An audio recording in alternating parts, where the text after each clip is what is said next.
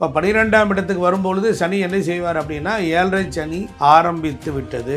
சனி பகவான்னா நீங்கள் பயப்படுவீங்க, அந்த பயம் நியாயமானது தான். ஆனால் சனி பகவான் நல்லா இருந்தால் தான் ஆயுள் நல்லா இருக்கும். சனி பகவான் நன்றாக இருந்தால்தான் குலதெய்வம் பேசும். குலதெய்வம் சனீஸ்வர பகவான் வாயிலாகவே நம்மளுடைய பாப சாப ரோக எல்லாவற்றையும் நிவர்த்திக்கும் பொருட்டு வர்றார். வணக்கம் நேயர்களே, மீண்டும் உங்களை சந்திப்பதில் மகிழ்ச்சி அடைகின்றேன்.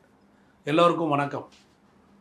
வாக்கிய பஞ்சாங்கத்தின்படி 2026 சனி பயிற்சி பலன்கள். இந்த சனி பயிற்சி பலன்கள் எப்படி இருக்கும்? பொதுவாக சனி பகவான் இந்த ஆண்டு 6/3/2026 மார்ச் மாதம் 2.5 வருடங்களுக்கு ஒரு முறை சனி பகவான் பயிற்சி ஆவார்.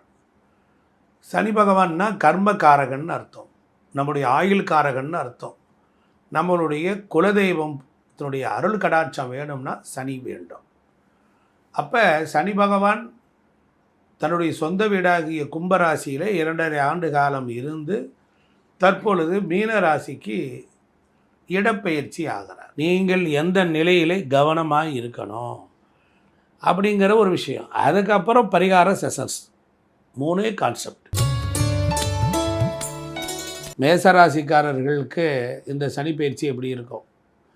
பொதுவாக சனின்னா ஒரு குவாலிட்டி இருக்குது, நாம் நல்லா புரிஞ்சுக்கணும். மக்கள் ஒவ்வொரு விஷயத்தையும் தெளிவாக புரிஞ்சுக்கணும். மேசராசி என்பது ஒரு நெருப்பு ராசி, செவ்வாயினுடைய ஆட்சி பெற்ற வீடு. அதில் சூரிய பகவான் உச்சம் அடைகிறார், அந்த வீட்டில் சனி பகவான் நீச்சம் அடைகிறார். மேசராசியில் அஸ்வினி பரணி கிருத்திகை 1ஆம் பாதம் இருக்குது. இப்போ சனீஸ்வர பகவான் மேசராசிக்காரர்களுக்கு எந்த ஸ்தானத்திலிருந்து எந்த ஸ்தானத்திற்கு வருகிறார்? உங்களுக்கு 11ஆம் வீடாகிய கும்பத்திலிருந்து 12ஆம் வீடாகிய மீனத்துக்கு வருகிறார். இப்போ 12ஆம் இடத்துக்கு வரும்பொழுது சனி என்ன செய்வார் அப்படின்னா 7.5 சனி ஆரம்பித்து விட்டது என்று அர்த்தம். 7.5 சனினா என்ன சாமி ரொம்ப இதாக இருக்கேன்னார். முதல்ல ஒரு விஷயத்தை ராசி நேயர்கள் புரிந்து கொள்ள வேண்டும். இன்பமும் துன்பமும் பிறர் தர வாரா. அதனால் சனி பகவான் ஒரு நீதிமான், அவர் ஈஸ்வர பற்றம் பெற்றவர். சனி பகவான் ஒரு நீதிமான், ஈஸ்வர பற்றம் பெற்றவர். பயத்தை கொடுப்பார், ஒரு துக்கத்தை கொடுப்பார், ஒரு பழி பாவம் அபவாதங்கள் இவைகளெல்லாம் அவருடைய குவாலிட்டி. நல்லா கவனிக்கணும். ஒரு பிளானட்டு, அந்த பிளானட்டனுடைய மகிமைகளை தெரிந்து கொள்ள வேண்டும். சனி பகவான்னா நீங்கள் பயப்படுவீங்க, அந்த பயம் நியாயமானது தான். ஆனால் அற்புதமான ஒரு விஷயத்தை சொல்லுகிறேன் என் அருமை மேசராசி அன்பர்களே. சனி பகவான் நல்லா இருந்தால் தான் ஆயுள் நல்லாயிருக்கும். ஆயுள் அப்படின்னா நம்மளுடைய லைஃப். சனி பகவான் கெட்டு போய்விட்டால் நம்முடைய ஆயுளும் கெட்டு போகும். சனி பகவான் நன்றாக இருந்தால்தான் குலதெய்வம் பேசும். குலதெய்வம் சனீஸ்வர பகவான் வாயிலாகவே நம்மளுடைய பாப சாப ரோக எல்லாவற்றையும் நிவர்த்திக்கும் பொருட்டு வர்றார். ஒரு மனிதன் அறிந்து செய்தாலும் அறியாமல் செய்தாலும் அவனுடைய தவறுகளை எல்லாம் தண்டிக்கக்கூடிய அதிகாரம் சனீஸ்வர பகவானுக்கு உண்டு. ராசி என்பது சந்திரனை கொண்டது. இப்போ மேசராசி அப்படின்னா அதில் பிறந்திருக்கிற அஸ்வினியிலிருந்து கிருத்திகை 1ஆம் பாதம் வரைக்கும் பொருந்தும். அப்போ அந்த ராசிக்கு 12ஆம் வீடு, அந்த வீட்டுக்கு நோக்கி சனி பகவான் வர்றார். அப்படி வரும்பொழுது என்ன செய்வார் என்றால், முதல்ல 12 ஜென்மம் 2. அப்போ நம்மளை என்ன பண்ணுவார், நம்மளையே ட்ரையர் பண்ணிடுவார். ட்ரையர்னால் ட்ரையரில் துணி அடித்து காய போட்டால் எப்படி இருக்கும், அது மாதிரி இருக்கும். ஆனால் அதுலேயும் சில நன்மைகளும் இருக்குது. எப்படி?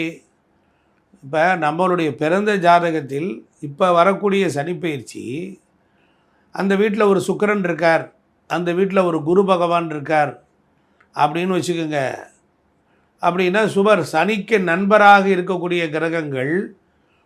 மேசராசிக்காரர்கள் உங்களுடைய ஜாதகத்தில் 3 கிரகங்கள், புதன் குரு சுக்கிரன், இந்த 3 கிரகங்களும் அங்கு இருந்தால் சனியினுடைய கொடுமையை தாங்கிக் கொள்ளக்கூடிய இயற்கை வலிமை நமக்கு கிடைச்சிடும். அதை விட்டுட்டு சூரியன், ராகு, கேது, செவ்வாய் இது போன்ற பகை கிரகங்கள்லாம் இருந்தால் என்னத்துக்காக நம்ம? சனி நமக்கு விரயத்தையும் தருவார். அந்த கிரகம் சூரியன்னா சூரியனுடைய கிரக காரகத்துவமாகிய நமக்கு மேசத்துக்கு 5ஆம் இடம் புத்திர ஸ்தான வகையில் பிரச்சனையும் கொடுப்பார். புதனாக இருந்தால் சகோதரர்கள், நண்பர்கள் மற்றும் வேலை உத்தியோகம் கொடுப்பார். எந்த கிரகம் இருக்கோ அதன் மேலே சனி பகவான் வரும் பொழுது நட்பு கிரகங்களாக இருந்தால் நன்மைகளையும், தீய கோள்களாக இருந்தால், அதாவது பகை கிரகங்களாக இருந்தால் பகையும் செய்துவிட்டு போயிடுவார். இதுதான் லாஜிக். அப்போ பிறந்த ஜாதகம் நல்லா இருக்கா, 7.5 சனியை பற்றி கவலைப்பட வேண்டாம். சாமி உண்மையிலே சொல்கிறீங்களா? உண்மையை தான் சொல்கிறேன். என்கிட்ட நீங்கள் பணம் கட்டி கேட்டாலும் அதை தான் சொல்ல போகிறேன்.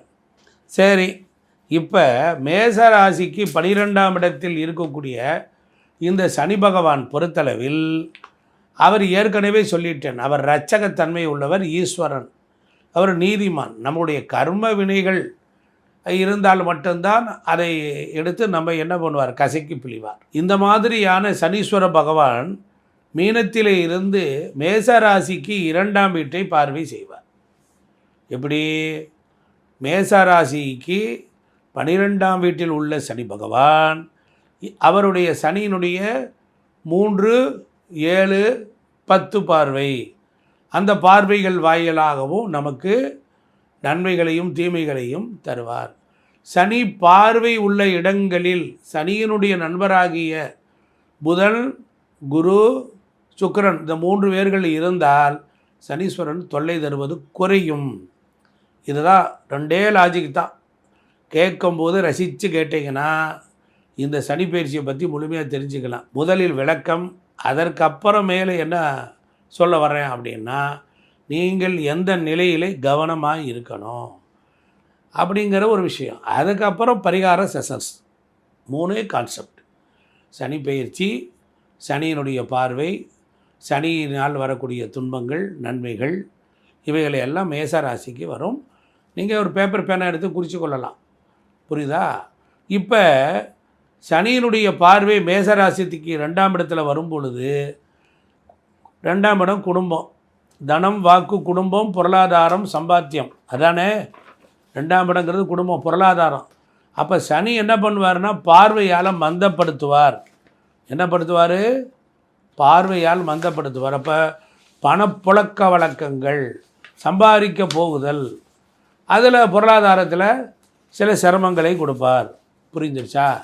அது மட்டும் இல்லை, வாக்கு பேசும்போது கவனமாக பேசணும். பேசும்போது கவனமாக பேசணும். குடும்ப நிலை, குடும்பத்தை அனுசரிச்சுக்கணும். குடும்பத்துக்கு பொறுப்பாக இருக்கணும். அலட்சியமாக, திமிராக, ஆணவமாக பேசக்கூடாது. நல்லா கவனிச்சுக்கணும்.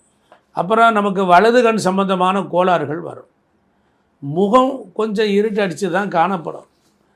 அதுக்கப்புறம் குழந்தைகளாக இருந்தால் கல்வி, ஞானம் அடைவதில் மந்த புத்தி வந்துடும். சரி, சாப்பாடு இப்போ வாயில் வச்சா சரியில்லை, அது ஆகாரம் நல்ல ரசனையை சாப்பிடக்கூடிய வாய்ப்புகளை அவர் கெடுத்து விடுறார். அதுக்கப்புறம் கவித்துவமாக பேசிக்கிட்டு இருப்போம், இப்போ தப்பு தப்பாக பேசுகிற மாதிரி ஒரு சூழல் வந்துடும். அதனால் என்ன செய்யணும், ஒரு கொடூரமான வாத்தியார்கிட்ட எப்படி பக்குவமாக நடந்தால் அவர்கிட்ட நல்ல பேர் வாங்க முடியுமா? அப்படி தான் சார் இந்த சனீஸ்வர பகவான். அதனால் பல் வரிசையில் பல்லு, ஈறு, இதுகள் வகைகளெல்லாம் வழி வரும். எண்ணமெல்லாம் கெட்ட கெட்ட எண்ணம் வரும், நல்ல சிந்தனை வராது. ஏன்னா சனி பகவான் வந்து ஒரு தாழ்வு மனப்பான்மையை கொடுப்பார். உயர்ந்த சிந்தனை வராது சார். அவர் கீழ்மக்கள், கீழ்மட்ட வகை, கூலி, லேபர், தப்பாக எடுத்துக்காதீங்க யாரும். இப்போ உயர்ந்த சிந்தனை யாருக்கு வரும், தாழ்வு சிந்தனை யாருக்கு வரும்னு இங்கே பாகுபாடு இல்லை. ஆனால் சனியினுடைய பார்வை, சனி இருக்கும் இடத்தில் இந்த குணம் வந்துடும். அதனால் யோகங்கள், உங்களுக்கு கிடைக்க வேண்டிய வாய்ப்புகள், சந்தர்ப்பங்கள், சுலபமான வெற்றியெல்லாம் பிரேக் ஆகுது. சரி, அப்போ நம்ம என்ன செய்யணும், கவனமாக இருக்கணும். அப்போ மேசராசிக்கு சனி பகவான் 7ஆம் பார்வையாக என்ன பார்ப்பார்? சனி 7ஆம் பார்வையாக 6ஆம் இடத்தை பார்ப்பார். இப்போ 6ஆம் இடம்னா என்ன அர்த்தம்? நோய் நொடிகள், பீடை, இதெல்லாம் வந்துடும். அதனால் கவனமாக இருக்கணும். சனி 7ஆம் பார்வை. அப்போ சத்துருக்கள் உருவாகுவான். இந்த நீரால் வரக்கூடிய ஜலகண்டங்கள்லாம் வரும், விஷ உபாதை வரும், திருட்டு போகும், சிறைப்பட நேருமோங்கிற ஒரு பயம் வந்துடும். இதனால் வரைக்கும் தப்பிச்சிருப்பீங்க, இப்போ மாற்ற மாதிரி வரும். பெண்களால் உண்டாகக்கூடிய நோய்கள் வந்துடும். அப்புறம் மரணவாதை எடுக்கும், பசி தாகம் எடுக்கும், மறந்து போவோம், பூட்டிட்டோமா சந்தேக புத்தி வரும், நம்மளை பற்றி அவதூறாக பேசுவாங்க, அதில் நம்மளை கெட்ட கெட்டதாக வச்சு பேசுவாங்க. ஆக இந்த சனியினுடைய 10ஆம் பார்வை மேசராசிக்கு 9ஆம் இடத்துல விழுகும். இப்போ 9ஆம் இடங்கும் போது பூர்வ புண்ணியம், அங்கே பூர்வ புண்ணிய சொத்துக்களில் தந்தை வழி சொத்துக்களில் ஏதாவது கிடைக்கிறத அப்படியே பிரேக் ஆகிடுது. அப்போ அப்பாவுக்கு உடல்நல கோளாறுகள் வரும், தர்மம் கொடுப்பது இது மாதிரியான விஷயங்கள், பேரன் பேத்திகளை கவனிச்சுக்கணும், உடம்பில் தொடைகளில் வலி வரும்.